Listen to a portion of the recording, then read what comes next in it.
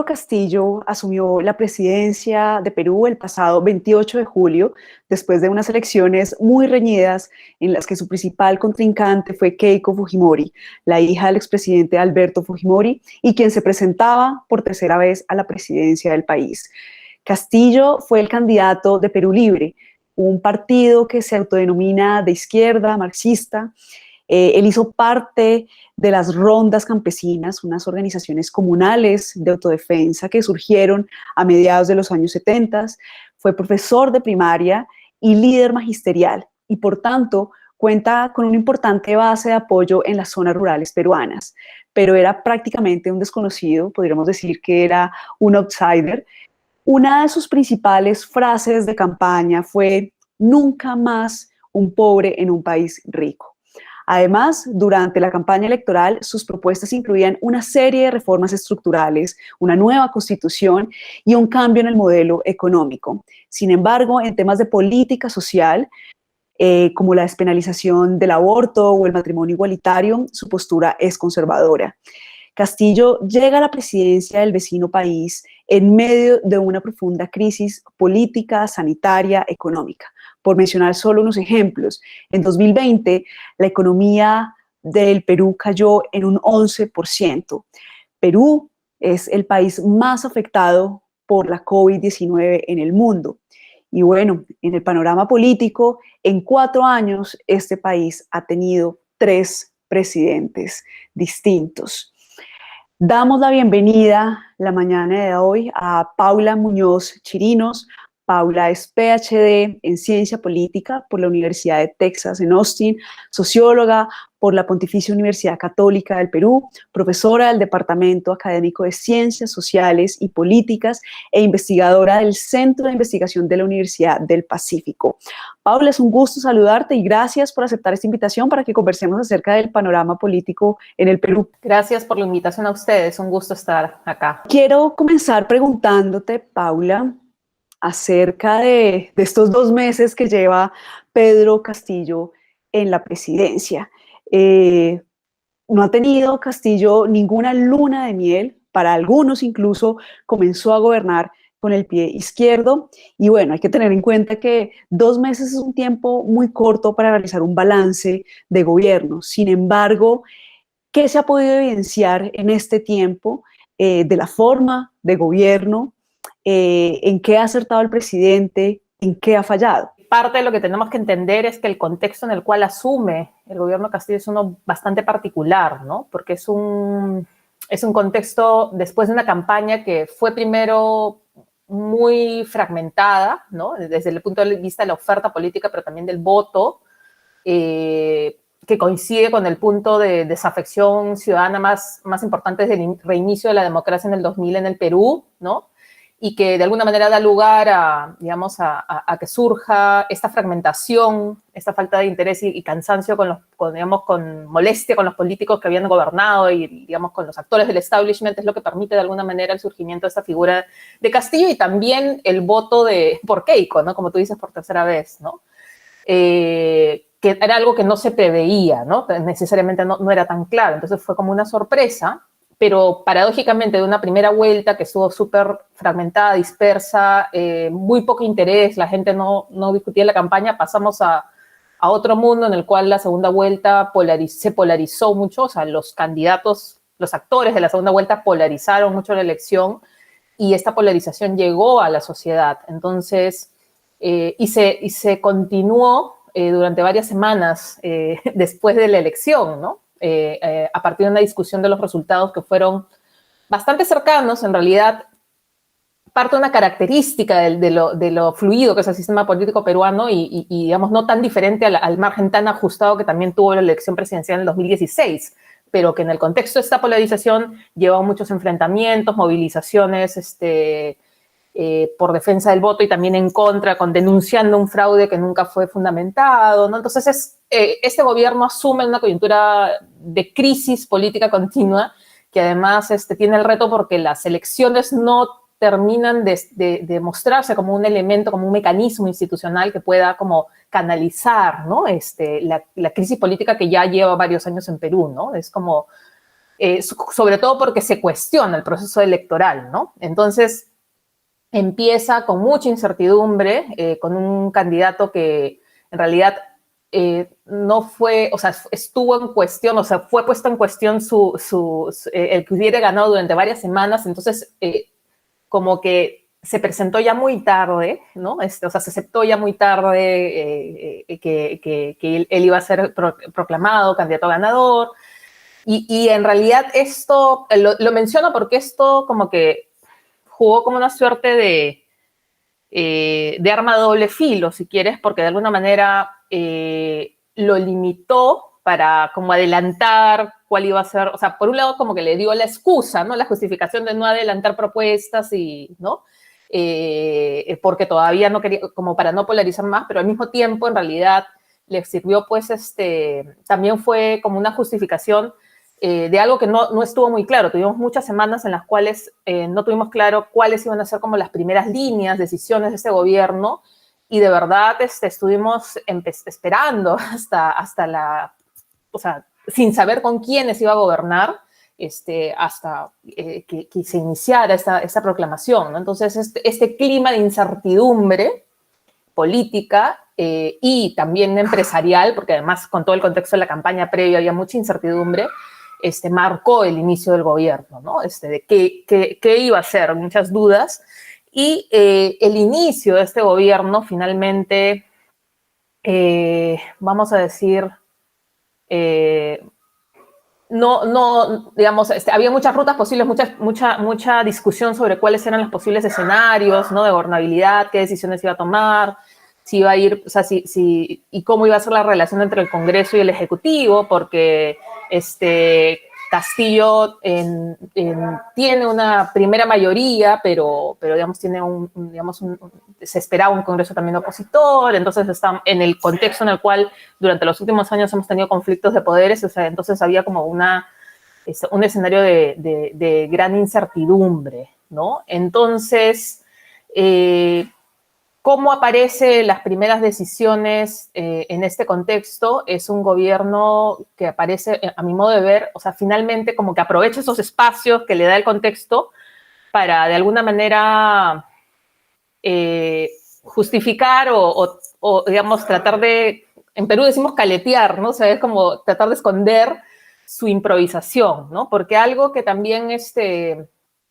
cierto, caracteriza mucho el sistema político peruano y, digamos, Castillo no es la elección, es la improvisación y la debilidad y casi inexistencia de organizaciones políticas y la improvisación que hacen estos grupos que compiten por el poder a la hora de competir, ¿no? Entonces, este es un ejemplo de estos partidos de estos grupos tan precarios políticos que tenemos en el Perú, ¿no? O sea, él fue un invitado de este otro partido, marxista que ya existía, pero que lo postuló a último minuto porque su líder tiene una sentencia por corrupción y la ley ahora lo prohíbe.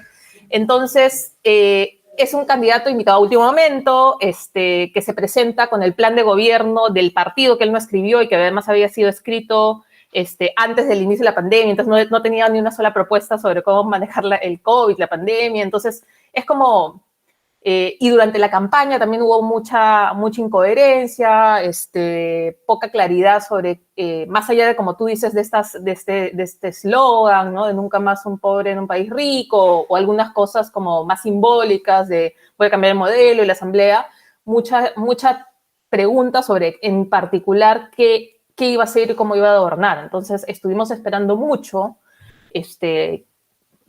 digamos, a quiénes iban a componer su primer gabinete, ¿no? Porque eso iba a ser clave, porque te iba a dar como una línea de con quiénes está, ¿no? Y nuevamente esto ha sido como algo bastante improvisado, con idas y vueltas, ¿no? Y finalmente las decisiones que toma Castillo van hacia un rumbo que de alguna manera yo diría, no va hacia o sea, no elige la ruta como moderada al inicio, ¿no? Que hubiera podido dar como un camino hacia la moderación, hacia calmar un poco, digamos, cierto compromiso, ¿no? Acercarte, sino que con el nombramiento sobre todo del premier y de varios de los ministros de un gabinete que ha sido muy cuestionado, que son del partido de Perú Libre y son hombres de confianza de este personaje que es Cerrón, inicia pues en su gobierno como con una patada, ¿no? Entonces, como acá decimos, con la pata en alto, ¿no? Entonces, esto genera pues una reacción y tensión en este clima de polarización. Y de la mano a esto, seguimos durante mucho tiempo con dudas, porque tampoco es muy clara la línea programática de su gabinete, porque hay mucha inconsistencia, incoherencia y hemos ido viendo, porque esto lo hemos ido descubriendo, porque además entra a gobernar con un estilo bastante cerrado, o sea, poco transparente, en el cual, además, como tiene ya desde la campaña una confrontación con los medios de comunicación nacionales, que de alguna manera lo critican mucho más y que, en fin, son parte de la estructura mediática del país, ¿no es cierto?, de poderes fácticos que además hicieron campaña en contra, digamos, de él. Entonces, digamos, con esta justificación no hay mucha información y no se conoce mucho todavía cuál es el entorno presidencial, cómo se toman las decisiones. Entonces, tenemos muchas más preguntas y mucha especulación sobre las respuestas. Y el gabinete, digamos, el gabinete que compone tiene un ala que es finalmente como más radical, si quieres, encabezada con el primer Bellido, que digamos que, como te digo, es una patada, digamos, empezar con la pata en el aire. Pero también tiene otros sectores que son, o sea, de una izquierda un poco más moderada, que es, digamos, están representados por el ministro de Economía y la ministra de la Mujer y otros que vienen más bien del otro partido de izquierda importante que compitió y que Juntos por el Perú y que es como o sea, vendría a ser como la parte más moderada, ¿no? Digamos, de la izquierda un poquito más progresiva en lo social, como tú decías también, ¿no? Digamos, en lo moral, en lo social, menos conservadora, pero también tiene otras, después hemos ido descubriendo que imagino otros ministros que no son del Partido Perú Libristas, sino que son más bien de otra ala más cercana a Castillo, que tiene que ver más con lo que se ha venido a llamar la rama magisterial, incluso dentro del partido, que son un poco o sea, profesores, digamos, que han trabajado con Castillo, digamos, en el tema de representación sindical, ¿no? Entonces es como, tienes este presidente que está tratando de negociar o digamos, pero no aparece como una figura y con mucha especulación, mucha incertidumbre, con ministros que además se están peleando todo el tiempo, uno dice una cosa, el otro lo desmiente, una estrategia de comunicación pésima del gobierno, de comunicación política, donde ahora casi no hay conferencias de prensa, el presidente casi nunca sale y las decisiones se comunican por Twitter, ¿no? O sea, y además hay como desmentidos de una y otra y el presidente está como un poco ausente, ¿no? También es un estilo de liderazgo que se está cuestionando bastante, en el sentido de que ya la pregunta no es, o sea, es un poco, la pregunta es cómo se toman las decisiones, quién las toma, porque ya queda claro que no es solamente Perú Libre, sino que hay un conflicto entre pugnas, entre alas y, digamos, una negociación, pero además por material que se ha filtrado en la prensa, bueno, no se filtrado en la prensa, sino que se accedió por pedidos de acceso a la información pública a las actas de las sesiones de consejos de ministro, también se ve un presidente que es medio ausente, ¿no? Que no participa, que no delibera, no tiene una direccionalidad, ¿no? Entonces, un poco es un inicio bastante caótico, tal vez es precario, caótico, improvisado, ¿no? Y políticamente también irresponsable, porque también hay, digamos, tal vez para terminar esta primera presentación del lado del Ejecutivo, si quieres solamente, también varios de los ministros, incluyendo el propio Premier, tienen una serie, o sea, tienen serios cuestionamientos, ¿no? Ministros y algunos altos cargos que han venido nombrando en algunos casos, falta de experiencia, de trayectoria profesional, técnica, mínima en sus sectores, pero en otros casos es peor porque, bueno, algunos que son claros que hay, digamos que en principio no está mal, pero Perú no está tan acostumbrado a esto, a tener como gente que entra en el gobierno porque son militantes, porque ayudaron a la campaña o porque están relacionados de alguna manera, pero sin las credenciales técnicas, ¿no? O sea, que los acompañen, ¿no? Y en segundo lugar, o en tercer lugar, en realidad, también denuncias, ¿no? Algunas de cercanía o incluso de haber estado involucrado con Sendero Luminoso, que fue el movimiento terrorista que, digamos, inició la guerra interna que tuvimos y que fue, digamos, responsable de 54% de las víctimas mortales del conflicto en Perú, ¿no? De acuerdo a la Comisión de la Verdad. Y una falta de deslinde, posicionamiento claro en este tema que es tan polémico en el Perú, del cual, digamos, es tan sensible, ¿no? Digamos, con una irresponsabilidad política muy grande, ¿no? Quisiera, Paula, que retomáramos el tema de la relación entre el Congreso y el Ejecutivo. Tú ya has bien mencionado estas tensiones que hay entre estos dos poderes, entre estas dos ramas del poder. Si bien incluso Perú es un sistema político presidencialista, no hay que olvidar que el Congreso tiene un gran poder, es un Congreso unicameral. Y bueno, quiero preguntarte precisamente por eso, por cómo van esas relaciones entre Castillo y el mismo Congreso. Hubo un primer momento en que parecía que la ruta de confrontación estaba clara, sobre todo después digamos, de saber quiénes eran los luego de saber la composición del gabinete, ¿no? Porque como te digo, fue empezar, ¿no? Como una posición radical, ¿no? O sea, no con un gesto de moderación, incluso con algunos episodios, ¿no? Porque además el Premier es también un personaje muy particular, ¿no? Y ha habido una serie de enfrentamientos o escenas, ¿no? Por ejemplo, una muy comentada que fue cuando dio su discurso, iniciando su discurso en quechua, o sea, y ganando pequeñas batallas en ese sentido, digamos, al Congreso también, pero de una forma tramposa, ¿no? Digamos, entonces empezó de esa forma,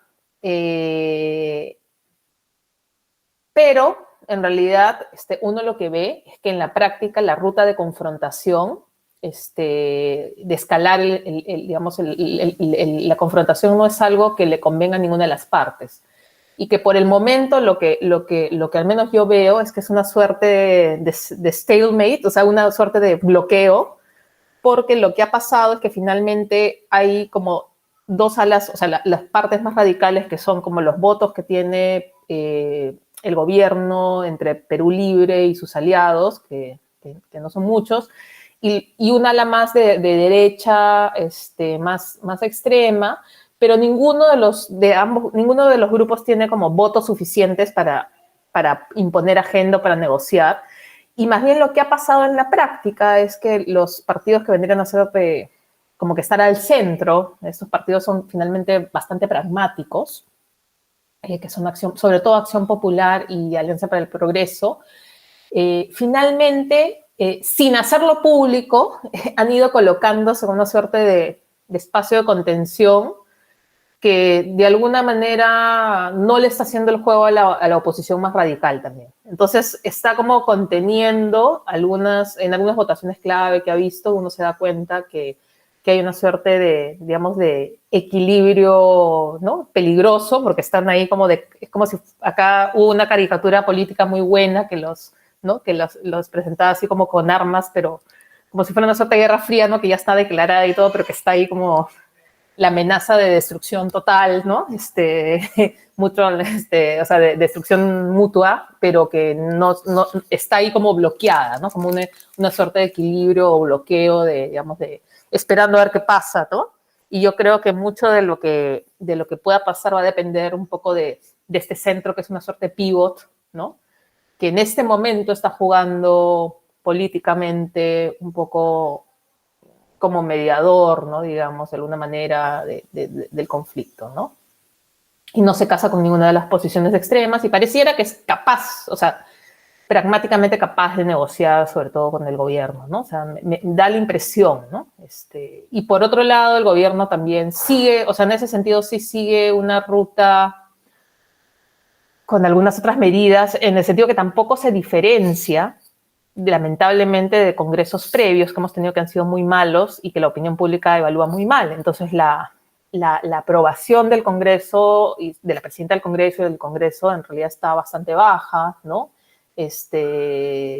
A pesar de eso, siguen adoptando algunas, o sea, algunas decisiones o unas medidas que son bastante cuestionables, ¿no? Entonces hay temas claves que se han ido poniendo, se están tratando de poner en luz pública porque para eso sí tratan de pasar bajo el radar y ponerse de acuerdo para pasar votos, pero tenemos dos procesos claves que son, primero, la elección de miembros del Tribunal Constitucional, que está pendiente desde hace ya varios años, y que nuevamente ahí hay un cuestionamiento serio porque este Congreso está tratando de cambiar las reglas del concurso, digamos, de todo esto para, de alguna manera, tener un margen de mayor discrecionalidad, ¿no?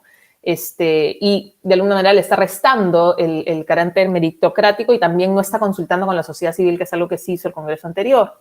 Entonces, este tema hay que tenerlo, lo estamos manejando con radar porque finalmente la composición, o sea, se está jugando todo porque el Tribunal Constitucional es el que finalmente dirimiría en un escenario de extremo de confrontación.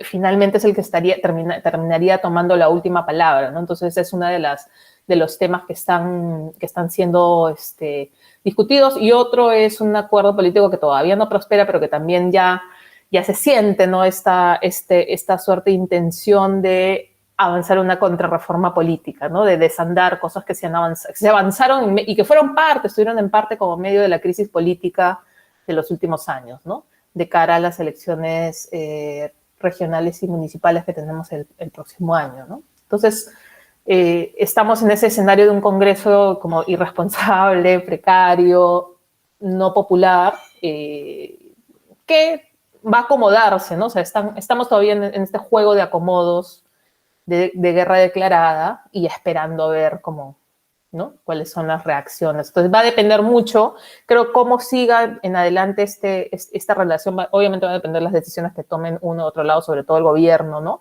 Hace ya varias semanas que se está pidiendo la salida de Bellido y todavía no se concreta, hay rumores, pero como no se saben, estamos en este momento de incertidumbre. Y finalmente algo que va a ser importante para ver cómo se define este juego de poderes, va a ser un poco cómo sigue fluctuando la opinión pública, ¿no? La aprobación del gobierno, de Castillo, y también del Congreso, ¿no? Porque finalmente cualquier confrontación extrema y uso de mecanismos de última instancia de control político, ¿no? Si se juegan las cartas duras, ¿no? De la vacancia por incapacidad moral o la cuestión de confianza con la finalidad de disolver Congreso, o sea, llegados a esos extremos, finalmente cualquiera de estas crisis, en última instancia, en algún momento se tendrían que resolver por la vía electoral. Entonces, la aprobación de los actores políticos, sobre todo de Castillo, ¿no? Va a ser bien importante, y también de las chances de la oposición, ¿no? Retomando el tema del gabinete ministerial, este gabinete de gobierno ha tenido varias críticas, varios cuestionamientos. Tú, bueno, ya nos has adelantado algo acerca de los nombramientos y quiero precisamente preguntarte por eso, como, ¿cuáles han sido los grandes aciertos y cuáles han sido los grandes desaciertos, pues, dentro de este gabinete de ministros? Yo veo más desaciertos que aciertos. Digamos, tengo una lectura, una preocupación que comparto con otros analistas, creo, porque parte de la decisión de composición del gabinete muestra como un desconocimiento, pero al mismo tiempo un desprecio de la importancia que tiene la gestión pública, ¿no? Y de realmente lo difícil que es gobernar, gestionar el aparato estatal peruano, que de por sí tiene una serie de problemas, es bastante débil, es el que está atrás de muchos problemas, ¿no? No porque haya un gran poder malvado impidiendo los cambios, sino porque de verdad tenemos una serie de problemas de capacidad burocrática, de coordinación, ¿no? Y entonces nombrar a muchas personas que no tienen experiencia, que nunca han tenido experiencia en el sector público y que claramente además tienen algunos intereses privados, ¿no? O sea, conflictos de intereses, realmente no pinta muy bien, ¿no? Sobre todo de cara a las discusiones que hay sobre no solamente quiénes son los ministros, sino también todos los cuestionamientos que están habiendo por las decisiones de contratación de altos cargos, que son de confianza, pero igual, ¿no? O sea, mantienen este mismo perfil donde lo que está primando es la repartija política, el pago de favor personal, pero sin tener en cuenta, como te digo, porque finalmente eso es parte de la política, si estuvieran acompañados de una acreditación técnica, experiencia, ¿no?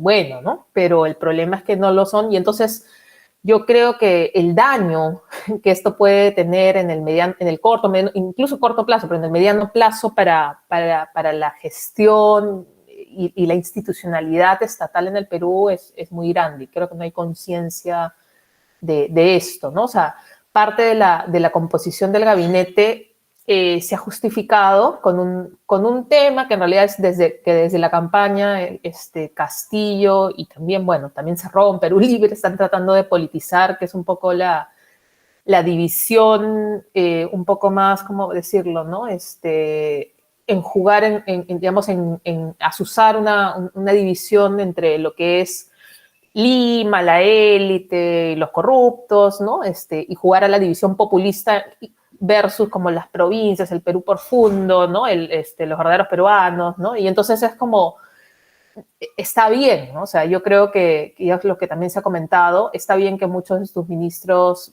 vengan, o sea, fueran, digamos, sean de, por ejemplo, de fuera de Lima, digamos, si esa es tu intención, que creo que es algo saludable en este país también, ¿no? O sea, digamos, revalidar, revalorar una serie de cosas, pero la forma en que lo están haciendo no es la mejor, ¿no? Entonces, en general, como te digo, veo varios cuestionamientos y parte de, digamos, y uno ve, no sé, si haces el análisis de algunos ministerios, nombramientos que están mejor, son precisamente los que no cumplen ese perfil, ¿no? O que son algunas excepciones, ¿no? Porque son más, ministros que son parte de sus aliados de la coalición de gobierno, que son, no sé, los Juntos por el Perú, o el ministro de Justicia, o el de Educación, que también es un buen tipo, es un maestro que tiene mucha experiencia, pero que por la información que tenemos está rodeado y está sujeto a una serie de presiones de estos otros grupos de interés que entran con el gobierno, ¿no? Sobre todo en el magisterio, ¿no? Entonces, estamos ante un escenario, yo creo que preocupante por la falta de capacidad técnica, de direccionamiento, ¿no? de priorización de políticas, están entrando también personas, además con cuestionamientos también no solamente de técnicos, sino también denuncias preocupantes de conflictos de intereses o de incluso, ¿no? Entonces cosas que te hacen pensar que eso está mal y que puede incluso terminar bastante mal en algunos sectores, ¿no? Castillo estuvo de gira internacional en septiembre, estuvo en la cumbre de la CELAC, en la Asamblea General de la ONU, se presentó ante la OEA y de ahí la pregunta que me surge es ¿qué mensaje le quiere enviar el mandatario peruano a la comunidad internacional? Es interesante, pero nuevamente creo que ahí hay cierta inconsistencia, ¿no? Por un lado creo que hay la intencionalidad de presentarse como algo que creo que digamos de por sí es bueno, es positivo en un nivel simbólico lo que representa Pedro Castillo, en el sentido que realmente es una persona que viene bastante de abajo, es una persona, ¿no?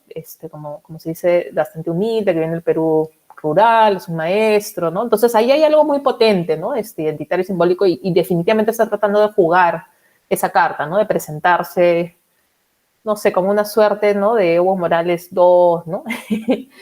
¿No? Y por ese lado simbólico, ¿no? De anclar su legitimidad internacional ahí, ¿no? De decir que digamos que él trae la voz de los pueblos olvidados y que va a ser, ¿no? Este gobierno, ¿no? Pero por otro lado también me parece que en la gira ha habido una intencionalidad clara de tratar de calmar la incertidumbre que hay a nivel de los inversionistas internacionales, ¿no es cierto?, del sector económico, ¿no? De decir que en verdad no son, digamos, una carta radical, no van a expropiar, no van a, digamos, ¿no? Va a ir bien, en fin, ¿no? Porque digamos, la crisis y el dólar acá está, el tema está como un poco peliagudo, ¿no? Pero al mismo tiempo, de pronto, muestras de nuevo, ¿no? O sea, dices, bueno, no está mal, pero de pronto ves las inconsistencias nuevamente, ¿no? O sea, de cómo en medio de, ya en medio de esta gira nos enteramos por un Twitter, ¿no? Del premier que Castillo se reunió con Maduro fuera de la agenda. Entonces es como salen estas inconsistencias. O después, justamente después de haber hecho esta gira, de haber recibido como buenos comentarios de varios sectores, inversionistas, ¿no? Digamos, que la cosa económica parece un poco más encaminada, ¿no? De pronto sale el premier diciendo que va a expropiar, que van a ir a la ruta de negociación y si es necesario expropiar a la empresa que tiene el gas, la concesión del gas de Camisea en Perú, ¿no? Entonces es como que es parte de esta indefinición, de este caos que estamos viviendo en términos políticos, que no hay una dirección, ¿no? Y creo que también hay esta duda en los actores, me imagino en los actores internacionales sobre qué esperar, ¿no?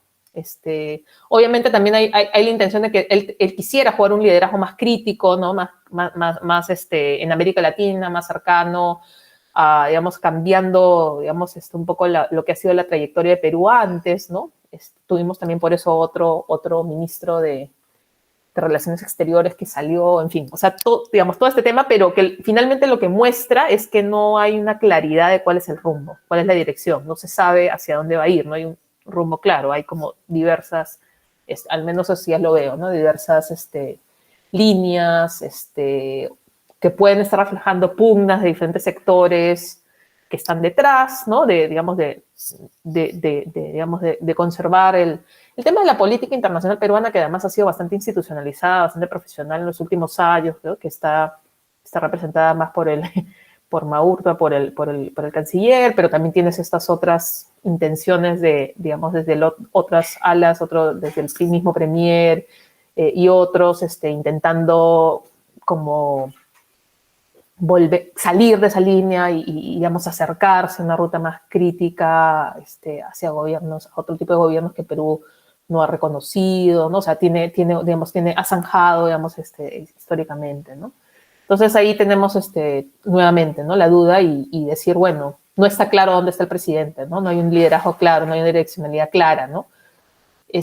Porque tal vez eso sí creo que es importante verlo, decirlo, a diferencia de otros presidentes, de presidentes que, digamos, que son populistas en América Latina y que son, digamos, juegan este rol crítico, no se le ve digamos, esa capacidad de liderazgo, de direccionalidad, de discurso, además un presidente que no se comunica, ¿no? O sea, no aparece, no se comunica, digamos, en el Perú. Ahora, ¿qué nos puedes comentar o qué nos puedes ampliar acerca de estas contrarreformas electorales que debilitarían a los partidos políticos?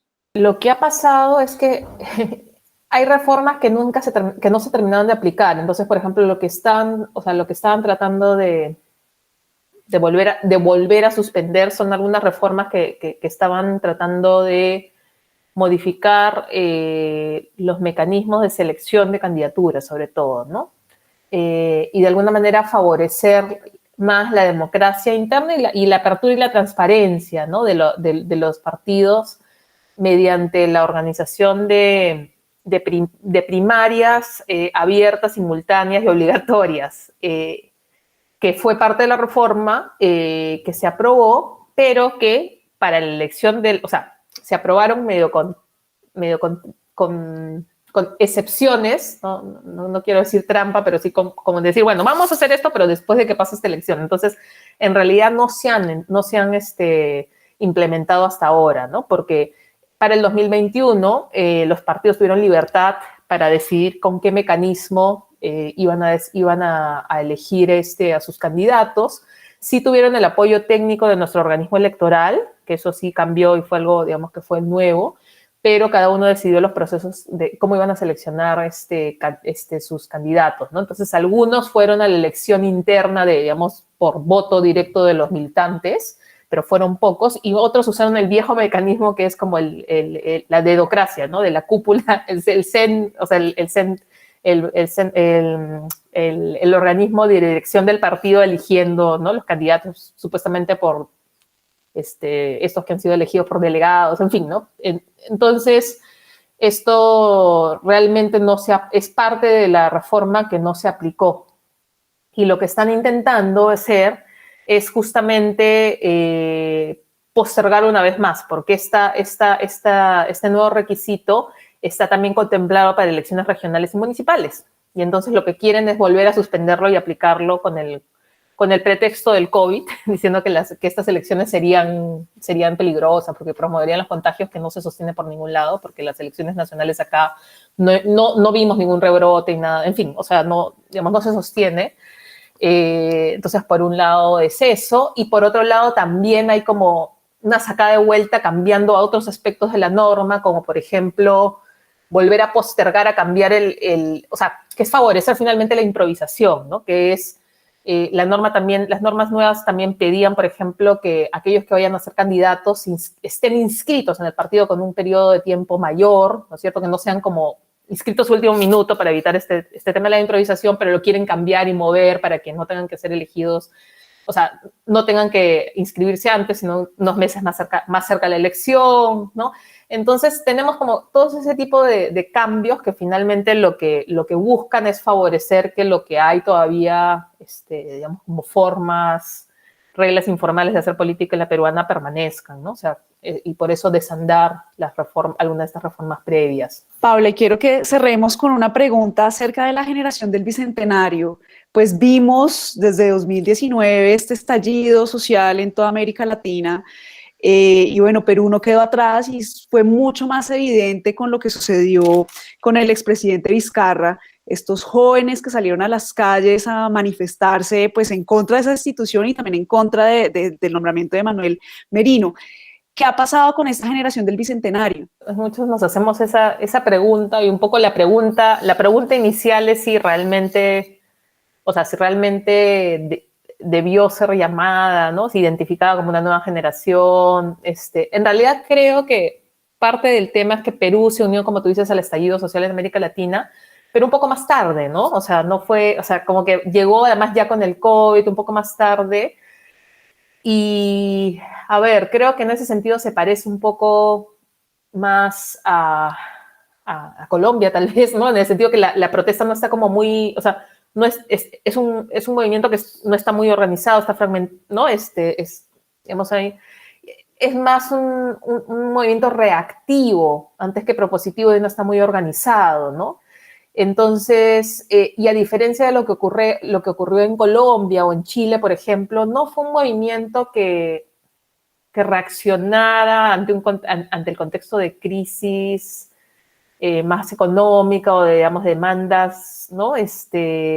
Por este tema más de la desigualdad socioeconómica, sino que en realidad fue como una reacción de hartazgo, un punto máximo de insatisfacción con la crisis política y con el establishment, ¿no? Entonces fue ya como, ya no, ya estamos hartos, ya no se pasen, ¿no? Tenemos como un límite, o sea, tenemos claro un límite de lo que no se puede hacer, no se debe hacer, y acá ya se pasó, ¿no? El límite, el Congreso y Merino, en fin, ya se pasaron, ¿no? O sea, no, pero fue más en el contexto de una reacción ya en medio de la pandemia, ¿no? Reaccionando a la irresponsabilidad de los políticos que tenemos, ¿no? Pero entonces es un movimiento que dijo, no queremos este Congreso, no queremos estos políticos, estamos hartos de la política peruana, de este tipo de políticos, no nos representan, ¿no es cierto? Merino no es mi presidente, ¿no? Era algo que salía mucho, pero no estaba muy claro qué era lo que querían, ¿no? Entonces, no, y es una generación, tal vez en Perú también eso es importante verlo, pensarlo, es como Perú es una sociedad tan despolitizada ya desde hace muchos años, porque, digamos, esta no es la primera crisis de representación que tenemos, o sea, más bien vivimos una suerte ya algunos dicen, bueno, eso no es una crisis, pero como que, digamos, desde hace, digamos, desde fines de los 80s, ¿no? O sea, de alguna manera hemos continuado, es en un segundo, en todo caso, un segundo momento de grande de insatisfacción, de desencanto ciudadano con la política, ¿no? Luego de un ciclo de democracia que finalmente estuvo acompañado de crecimiento económico por muchos años, pero también con mucha corrupción, ¿no? Que fue lo que se vio, y finalmente este enfrentamiento de poderes y la incapacidad que se tuvo para reformar el Estado, sus instituciones, y entonces lo que cosechamos durante la pandemia fue, como tú decías, una tragedia horrorosa, ¿no? Digamos, en términos sanitarios, de pérdida. Justo el gobierno acaba de anunciar que ya estamos llegando, o sea, ya estamos cerca, estamos en 199.000 muertos casi, o sea, casi llegando a los 200.000 muertos. Entonces, para una población de 30 millones, o sea, es algo muy duro, ¿no? Entonces fue en ese contexto en que ya estábamos viendo esto, en que el Congreso decidió tomar esa decisión. Entonces fue como un tema, una reacción, yo creo, muy emotiva, pero con poca claridad de qué es lo que quieres. O sea, muy claro de qué es esto, no quieres este abuso de poder que ya te parece excesivo, pero en términos programáticos no estaba claro, y los jóvenes recién están empezando a conocer de la política, a definir sus preferencias, ¿no? Y luego se pasó esta elección donde no preferían, o sea, no estaba claro a quién preferían, y luego llegó la polarización. Entonces es como que no los ves dónde están, ¿no? Digamos, o por lo menos todavía no se ve muy claramente, o en todo caso están dividiéndose como el resto de la sociedad, ¿no? Y en un contexto además que en el centro, lo que podría haber sido un centro más reformista, progresista, es claramente el que ha sido derrotado, ha perdido en este proceso de crisis, ¿no? Finalmente lo que se ha terminado haciendo es como, en el contexto de la crisis política tan grande y el desencanto, son los extremos, ¿no? Los radicalismos, los extremos, los que ganan, acumulan algo de apoyo, y por eso es que pasan a la segunda vuelta y todo, y finalmente vamos a una ruta en la cual es difícil, ¿no? Construir, y necesitamos, ¿no? Entonces, un poco la pregunta va a ser qué papel van a jugar estos jóvenes, tal vez ojalá en la posible reconstrucción de un espacio más de centro democrático, ¿no? Esperemos, pero no queda claro todavía. Paula, muchas gracias por tu tiempo, gracias por esta interesante conversación que, digamos, en efecto nos ayuda a comprender las diferentes aristas del panorama político peruano. Recibe un saludo.